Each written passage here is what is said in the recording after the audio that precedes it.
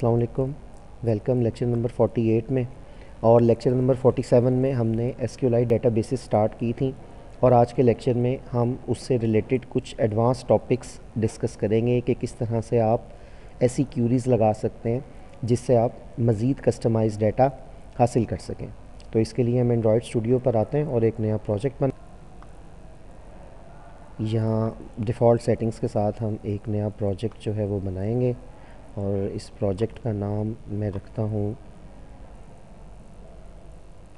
Advance एसक्यूएलाइट और default settings के साथ ही हम इसे रहने देंगे। एम्प्टी सेलेक्ट करेंगे इधर से एक्टिविटी।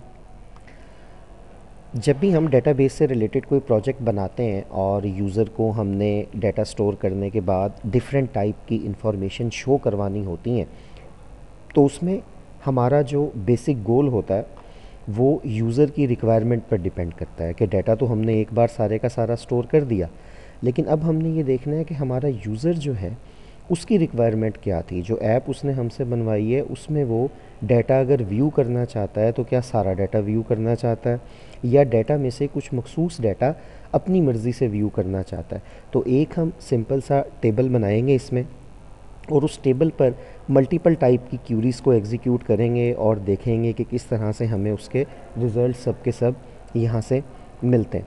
तो यहाँ आने के बाद हम एक ऑब्जेक्ट बनाते हैं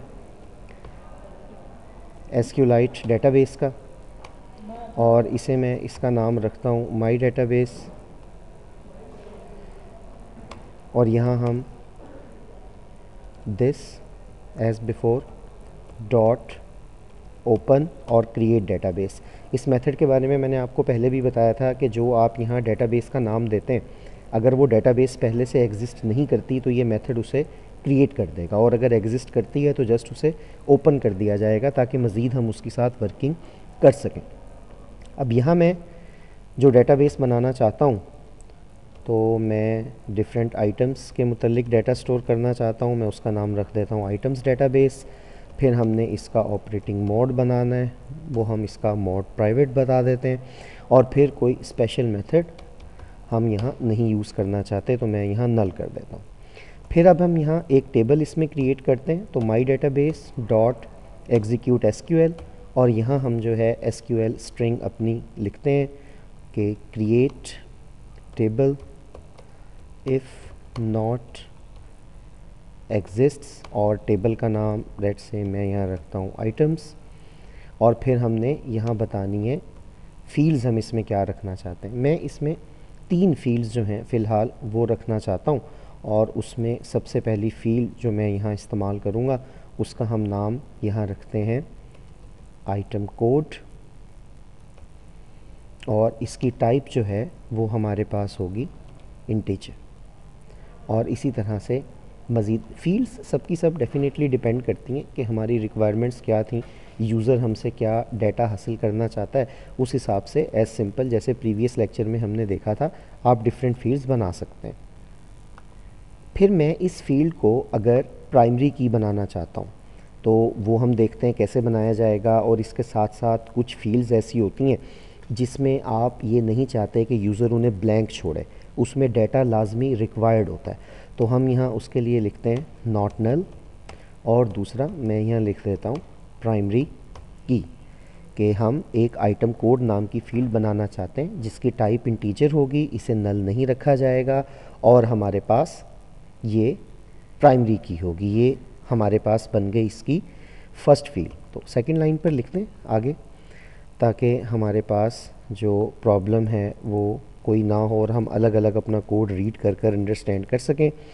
सेकंड फील्ड मैं यहाँ बनाता हूँ आइटम नेम के हिसाब से, और ये जो आइटम नेम है इसकी हम यहाँ टाइप रख सकते हैं। डेफिनेटली हमारे पास जो आइटम के नेम्स होते हैं वो टेक्स्ट में होते हैं, लेकिन बाज़ औक़ात कोई पॉसिबिलिटी होती है कि कोई इलेक्ट्रॉनिक पार्ट का आइटम है या कोई और है, उसमें हमारे पास कोई स्पेशल सिंबल या इसके अलावा कोई नंबर वगैरह आ जाता है, तो इसलिए सिंपल हम इसकी टाइप जो है वो रख देते हैं वारचार। और इसके साथ मैं चाहता हूँ कि इसमें भी यूज़र लाजमी वैल्यूज़ इंसर्ट करे, तो इसे भी हम यहाँ क्या कर देते हैं नॉट नल कर देते हैं कि डाटा इसमें हमारे पास ज़रूर होगा, नल आप इस फील्ड को नहीं रख सकते। इसी तरह से थर्ड जो है, हम यहाँ डाटा एंटर करते हैं और फील्ड का थर्ड का मैं नाम रखता हूँ प्राइस, और कैप्स ऑफ करते हैं। प्राइस हम इंटीजर, और प्राइस भी यूज़र से हम लाजमी लेना चाहते हैं, तो इसलिए हम प्राइस को भी यहाँ क्या कर देते हैं, नॉट नल कर देते हैं। इतना करने से हमारे पास एक टेबल जो है वो क्रिएट हो गया। अब नेक्स्ट हम क्या करते हैं कि इस टेबल में हम कुछ डाटा एंट्री करते हैं ताकि उस पर क्यूरीज लगाकर वर्किंग की जा सके। तो फर्स्ट हम यहाँ फिर जो है ऑब्जेक्ट यूज़ करते हैं माई डेटाबेस डॉट एग्जीक्यूट एसक्यूएल, और यहाँ हम डाटा इंसर्ट करते हैं। इंसर्शन से रिलेटेड लास्ट टाइम हमने डिस्कस किया था, इंसर्ट इनटू, इसके बाद हम टेबल नेम देते हैं, टेबल नेम आइटम्स है। फिर हम यहाँ फील्ड्स के नेम देंगे कि हमारे पास फील्ड्स जो हैं वो यहाँ क्या क्या हो सकती हैं। तो सबसे पहली फील्ड जो है वो हमारे पास है आइटम कोड, और सेकंड फील्ड जो है वो हमारे पास है आइटम नेम, और थर्ड जो है हमारे पास वो प्राइस है। फिर हम बताएंगे वैल्यूज़ कि इन फील्ड्स में हम वैल्यूज़ क्या देना चाहते हैं। अब आइटम कोड क्योंकि हमारे पास इंटीजर में है, हम उसे डायरेक्टली एंटर कर देते हैं। लेट्स से मैं आइटम कोड एंटर करता हूँ 101, फिर नेम वारचार में स्ट्रिंग में, तो हम उसे सिंगल कोट्स में एंटर करते हैं। और लेट्स से मैं यहाँ लिख देता हूँ रैम, रैंडम एक्सेस मेमोरी, और यहाँ प्राइस में एनी प्राइस, कोई भी हम वैल्यूज़ अपनी चेक करना चाहते हैं। लेट्स से मैं यहाँ 1000 दे देता हूँ। तो ये हमने फर्स्ट इंसर्शन जो है वो की कि इंसर्ट किया हमने डाटा इसमें, और इस लाइन को हम कॉपी करते हैं। कॉपी करने के बाद लेट्स से मैं इसमें 5 रोज़ जो है वो एंटर करता हूँ, तो हम इसे मज़ीद पेस्ट कर लेते हैं। अब यहाँ आइटम कोड चेंज कर देते हैं क्योंकि ये प्राइमरी की है, हमें चेंज करना भी पड़ेगा। हम रैम पर आते हैं और रैम से हम यहाँ CPU, और लेट्स से एनी कॉस्ट, कोई भी चीज़ हम यहाँ बड़ी आसानी से। फिर हमारे पास नेक्स्ट आइटम कोड यहाँ हम चेंज करते हैं, 3 कर देते हैं, और लेट्स से हम यहाँ USP लिख लेते हैं, और इसकी प्राइस में 1500 कर देता हूँ। और फिर हम यहाँ मज़ीद चेंज करते हैं और यहाँ हम 4 कर देते हैं, और 4 करने के बाद हम यहाँ LED लिख लेते हैं, और लेट्स से इसकी प्राइस हम 15,000 कर देते हैं। और इसी तरह नेक्स्ट हम ऐड करते हैं, और मैं यहाँ लिख देता हूँ कीबोर्ड, और हम इसकी प्राइस जो है यहाँ 700 ऐड कर देते हैं। कोई भी चीज़ जस्ट हम इसलिए कर रहे हैं ताकि सारे का सारा काम हम यहाँ क्यूरीज चला सकें। फ़र्स्ट ऑफ़ ऑल तो हम सिंपल क्यूरी चलाते हैं, सारे का सारा डाटा सिलेक्ट करते हैं और देखते हैं कि हमारे पास ये वर्किंग सही हुई है या नहीं हुई। इसके लिए हम कर्सर क्लास का एक ऑब्जेक्ट बनाएंगे। कर्सर क्लास का ऑब्जेक्ट मैंने आपको बताया था इसलिए बनाया जाता है क्योंकि अगर मैं चाहता हूँ कि सारी की सारी वैल्यूज़ जो हमारे पास टेबल की डिफरेंट फील्ड्स में हैं हम उनको लूप थ्रू कर सकें, लूप थ्रू करने के बाद हम उन्हें एक्सेस कर सकें, तो ये सारे का सारा काम करने के लिए हमें कर्सर क्लास के ऑब्जेक्ट की ज़रूरत हो। इससे फिर हम क्यूरी जो है वो एग्जीक्यूट करते हैं, माई डेटाबेस डॉट रॉ क्यूरी, और यहाँ मैं लिखता हूँ सिलेक्ट स्टैटिक फ्रॉम, और यहाँ जो मेरे पास टेबल नेम है आइटम्स, और कोई स्पेशल हमें मेथड ब्रेकेज के लिए नहीं चाहिए। यहाँ हम सिलेक्शन आर्गुमेंट्स को नल कर देते हैं। अब हमें हर एक फील्ड को रेफ़र करने के लिए एक इंडेक्स चाहिए, तो हम इंटीजर बनाते हैं और मैं यहाँ लिखता हूँ item code index equal to C dot get column index, और यहाँ हम कॉलन का नाम स्ट्रिंग में दे देते हैं। इसी तरह से फिर मैं एक इंट बनाता हूँ आइटम नेम इंडेक्स, और यहाँ हम गेट इसे भी करते हैं cursor dot get column index, और यहाँ मैं लिख देता हूँ आइटम नेम। इसी तरह से फिर हम इंटीजर यूज़ करते हैं, और यहाँ अब मैं नेक्स्ट प्राइस के लिए एक इंडेक्स बनाता हूँ प्राइस इंडेक्स, और यहाँ हम cursor dot get column index, और यहाँ हम अपनी फील्ड का नाम प्राइस दे देते हैं। ये इंडेक्सेस बन गए। अब इसको इस्तेमाल करते हुए हम डाटा लॉग में प्रिंट करवाते हैं और इसके रिज़ल्ट्स को चेक करते हैं। अब यहाँ एक लूप हम चलाते हैं ताकि सारे के सारे डाटा को हम लूप थ्रू कर सकें, while cursor dot move to next, के जब तक इसमें वैल्यूज़ हमारे पास रहेंगी हम जस्ट जो है वो लॉक कर लेते हैं। फ़र्स्ट ऑफ़ ऑल मैं यहाँ लॉक कर लेता हूँ आइटम नेम, और अब हम यहाँ लिखेंगे कर्सर डॉट गेट स्ट्रिंग, और इस गेट स्ट्रिंग में हम वो जो कॉलन इंडेक्स हमने बनाया है वो दे देंगे। तो आइटम कोड इंडेक्स, इसी तरह से लॉग डॉट आई, और यहाँ मैं लिखता हूँ आइटम, सॉरी यहाँ नेम नहीं आएगा, यहाँ हम कोड लिखेंगे, और यहाँ आइटम नेम, और आइटम नेम में कर्सर डॉट गेट स्ट्रिंग, और यहाँ हम आइटम नेम इंडेक्स दे देते हैं। इसी तरह से लास्ट हम यहाँ लॉग करवाते हैं, लॉग डॉट आई, और यहाँ मैं लिखता हूँ आइटम प्राइस, या सिर्फ प्राइस भी आप लिख सकते हैं, कर्सर डॉट गेट स्ट्रिंग, और गेट स्ट्रिंग में हम यहाँ इस्तेमाल करते हैं प्राइस इंडेक्स। अब इसे रन करते हैं विद एनी लक। अगर इसमें कोई प्रॉब्लम ना हुई तो ये एग्जीक्यूट हो जाएगा।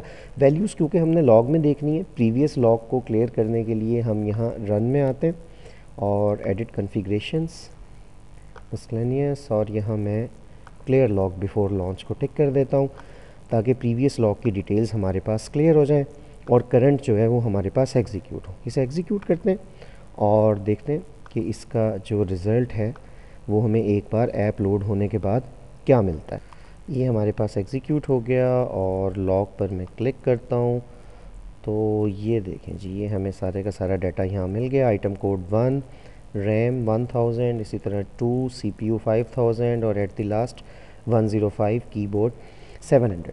सिंपल हमें यहाँ सब रिज़ल्ट्स मिल गए। हमने क्यूरी एग्जीक्यूट की और हमें डाटा शो होना शुरू हो गया। अब हम अपनी क्यूरीज़ को थोड़ा सा मॉडिफाई करते हैं, इसमें डिफरेंट क्लॉजेज़ इस्तेमाल करते हैं ताकि हमें डाटा बजाय सारा नज़र आने के किसी मखसूस कंडीशन के हिसाब से हम डाटा को व्यू कर सकें। तो फर्स्ट ऑफ ऑल हम इसमें देखते हैं कि select static from items, where clause हम यहाँ इस्तेमाल करते हैं।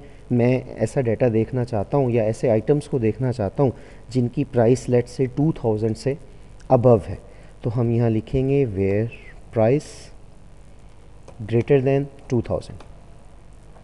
और अब हम यहाँ से इसे रन करते हैं और इसके रिज़ल्ट को चेक करते हैं कि इसका रिज़ल्ट क्या आता है हमारे पास।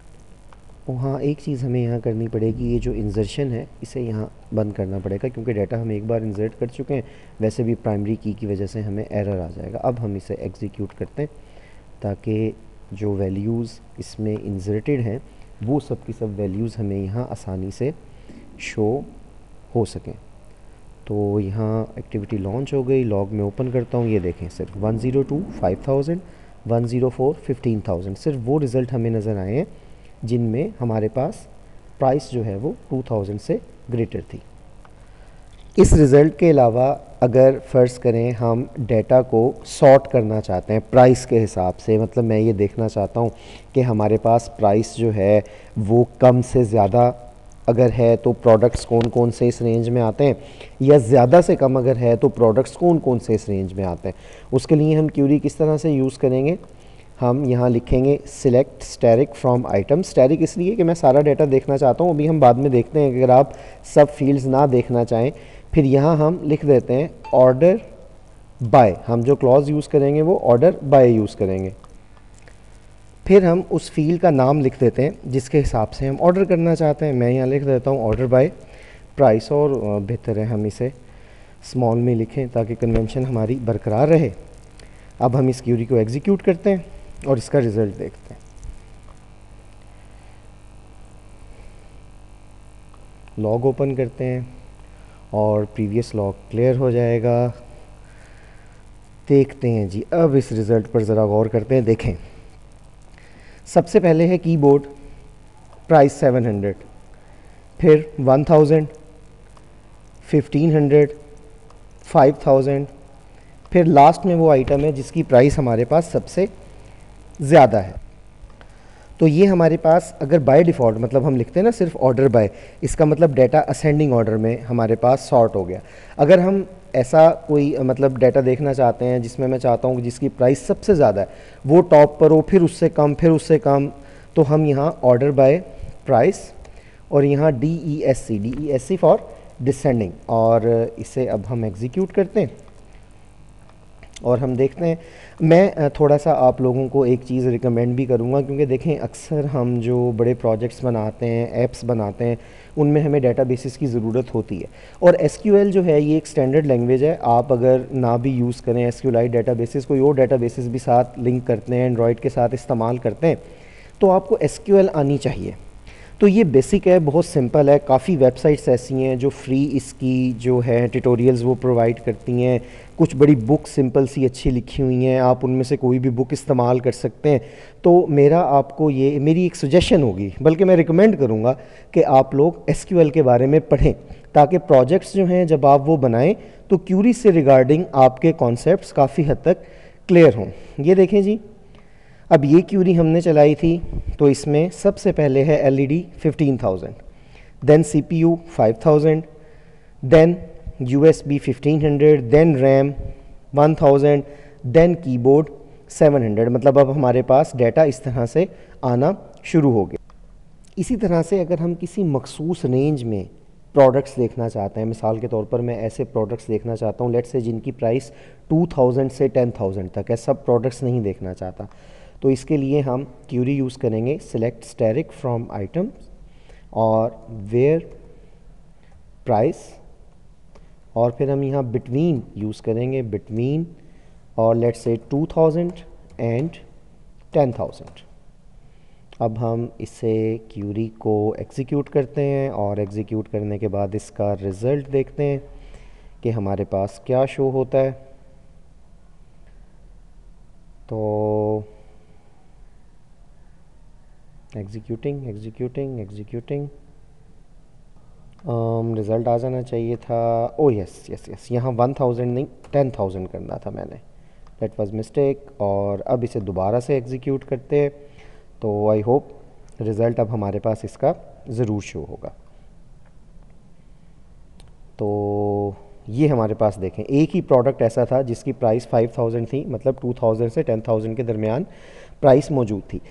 स्टूडेंट्स, ये चंद एक एग्जांपल्स मैंने आपको दिए। एज आई सेड बिफोर, आप ज़रूर एसक्यूएल को स्टडी करें। बहुत सारी हमारे पास डिफरेंट क्यूरीज़ हैं, सिलेक्शन के अंदर बहुत सारे एट्रीब्यूट्स हैं, इंसर्शन में हैं, अपडेशन में हैं।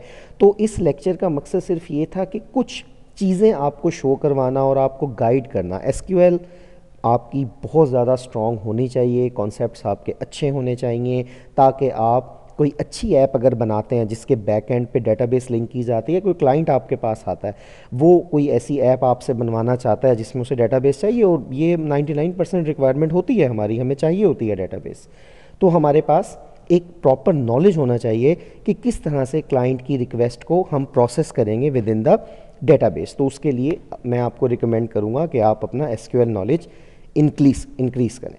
तो see you in the next lecture इंशाल्लाह।